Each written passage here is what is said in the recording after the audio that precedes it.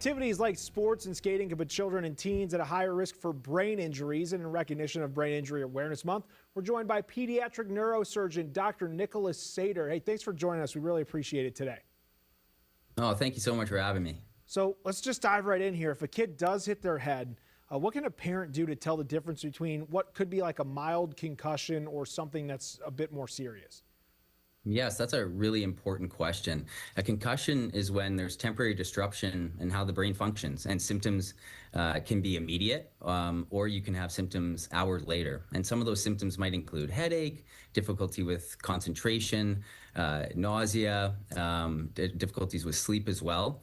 And so it's important to kind of differentiate that from potentially more serious brain injury that can occur. And we call those red flag symptoms. And the red flag symptoms to look out for are worsening headache, worsening sleepiness, persistent vomiting, weakness in the arms and legs, numbness. And if any of those symptoms occur, a child should be taken to the emergency room right away for evaluation. And some of these metrics are at least historically speaking, sort of new, right? I come from that bell rung generation where they're like, hey, we'll figure this thing out, keep going. But we've learned that it's now very essential for kids to be evaluated if they experience a head injury. How necessary and important is that? That's extremely important. And as I said, especially if kids are having persistent symptoms after a concussion or head injury or any of those red flag symptoms I mentioned previously, because proper follow-up and treatment can, improve quality of life and care.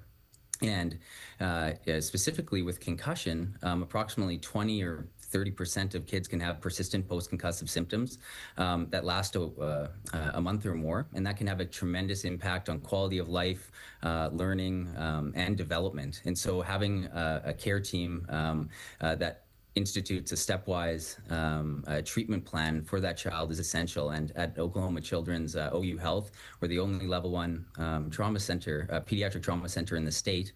And we see a number of kids with head injuries in the emergency department, but also in our pediatric neurosurgery clinics and sports medicine clinics. And so I think, again, just emphasizing the point of having proper follow-up care by medical professionals is absolutely essential. So we want to lower these risks for brain injuries, right? But people don't want to give up their activities. Is there a way where both of these things can exist? We can enjoy those things we love, but also make sure we're safe in those processes. Yeah, I think that is crucial and absolutely essential. We want kids to participate in sports and various activities, but again, that can be done safely. And I think the most important thing in emphasizing for kids and parents and grandparents is wearing proper protective gear, especially wearing a helmet when biking, when playing contact sports, when skateboarding, when potentially using an ATV. That is absolutely essential. And wearing helmets has been shown to prevent serious brain injury. And in Oklahoma specifically, ATV use is common, and recent data has shown that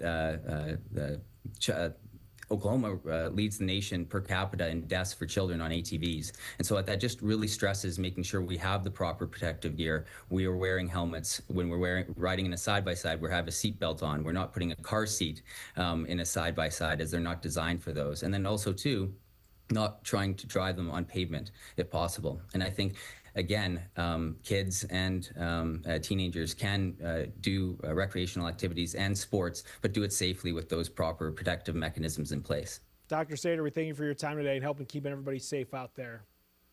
Thank you very much for having me. I really appreciate it.